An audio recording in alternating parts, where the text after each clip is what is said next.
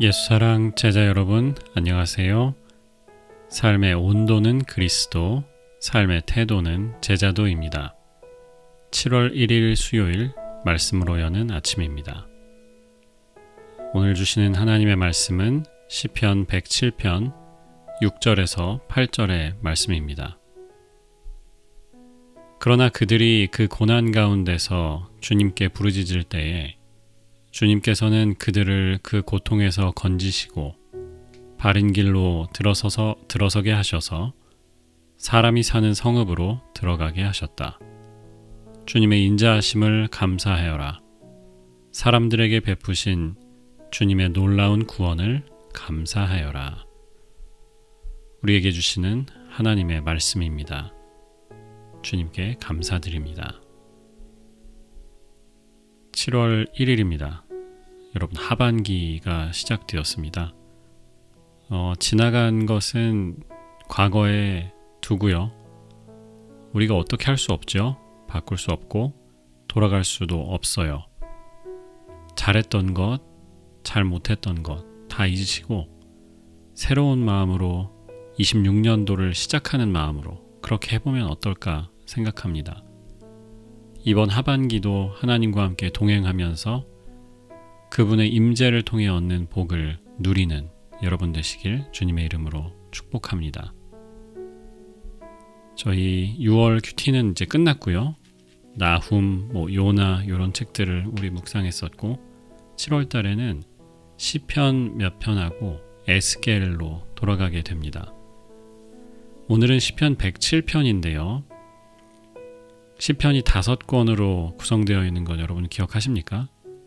150편, 총 150편이 들어있는데 마지막 제5권을 시작하는 시가 107편입니다. 오늘 생명의 삶 본문은 사실은 더 긴 본문이에요. 1절부터 21절까지인가 긴 본문이지만 저희는 3절만 읽었고요. 긴 본문 안에 3가지 주제가 나옵니다. 3단락으로 자를 수 있고요. 첫 번째 단락은 1절에서 9절에 있는 길 잃은 자들을 인도하시는 하나님입니다.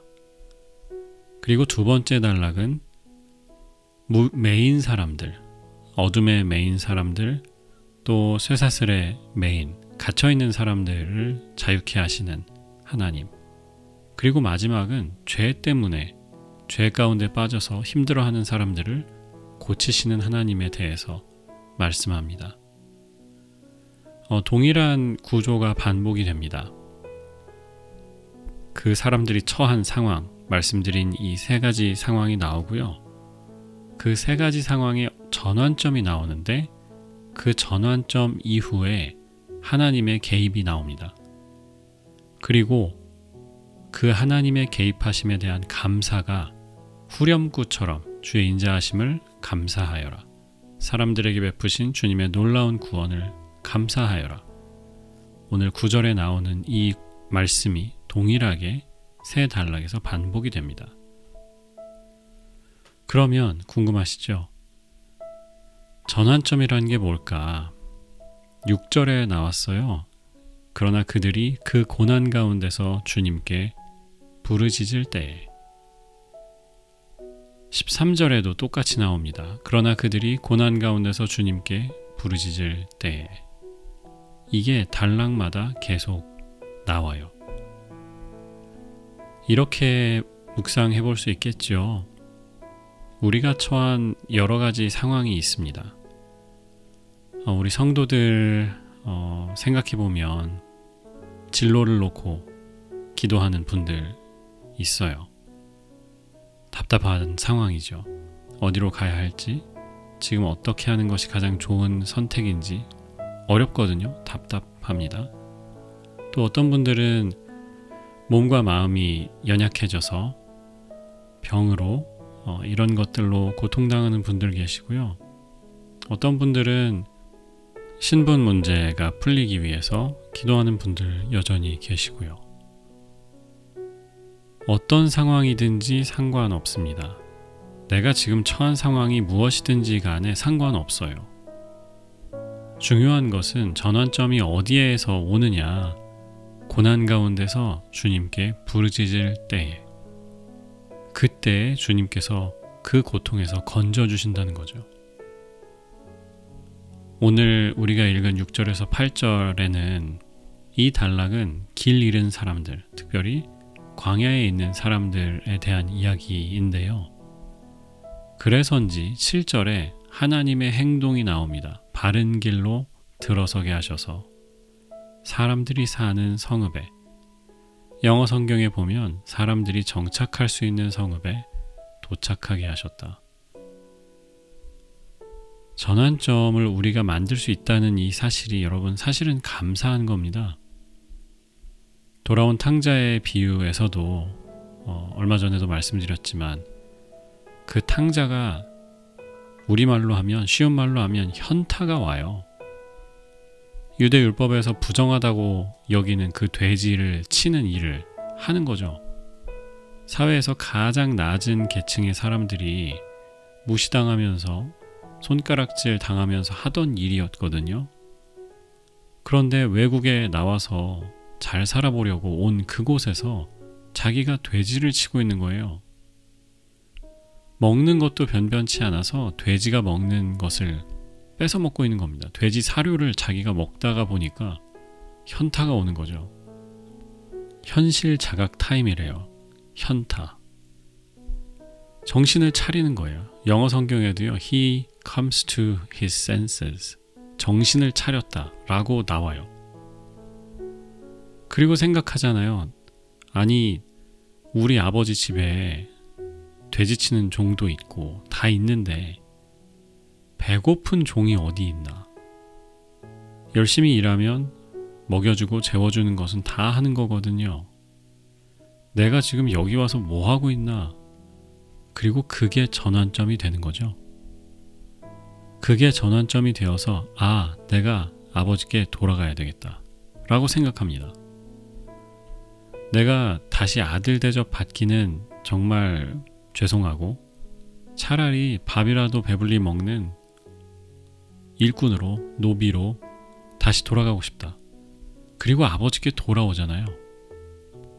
돌아온 탕자 이야기의 묘미는 어디에 있냐면 이 아들이 돌아오면서 아버지에게 할 이야기를 연습합니다. 성경에 나와요. 내가 아버지에게 이렇게 얘기해야지. 그리고 아버지를 만나서 자기가 그동안 오는 길 동안 연습했던 그 말을 딱 하려고 하는데 아버지가 입을 탁 막으면서 이야기하죠. 아들이 돌아왔구나. 아들아, 잘 왔다. 자기는 노비 될 줄 알았거든요. 노비라도 되면 좋겠다고 생각하면서 왔거든요. 그런데 아버지는 여전히 아들로 자기를 받아주는 거죠. 오늘 본문을 다시 기억하시기 바랍니다.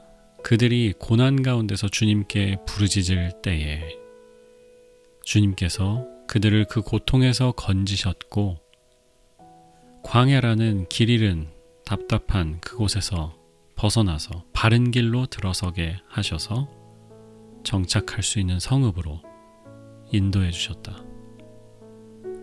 그리고 시편 기자의 찬양이 나오죠. 인자하심에 감사하라. 사람들에게 베푸신 놀라운 구원을 감사하여라. 여러분 어디에 머물러 계십니까?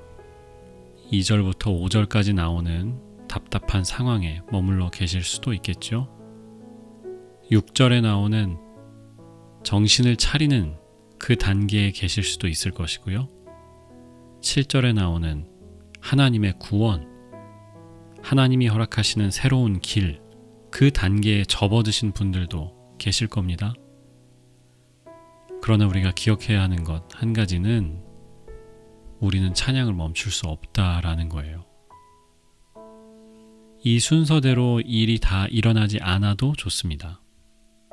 우리는 하나님의 인자하심을 찬양할 겁니다. 멈추지 않는 다함 없는 그 사랑을 노래할 것이고요. 반드시 임할 주님의 놀라운 구원을 믿으며 감사할 겁니다. 그런 감사와 찬양이 여러분의 입술에 끊이지 않는 이 하반기, 오늘이 되기를 축복합니다. 기도하겠습니다. 주님의 인자하심을 감사드립니다. 우리에게 베푸신 주님의 놀라운 구원을 감사드립니다. 능력의 아버지 하나님, 오늘도 이번 한 주간도 또 하반기도 주님과 함께 걷기를 원합니다. 성령님 우리를 주장하여 주옵소서. 예수 그리스도의 이름으로 기도합니다. 아멘.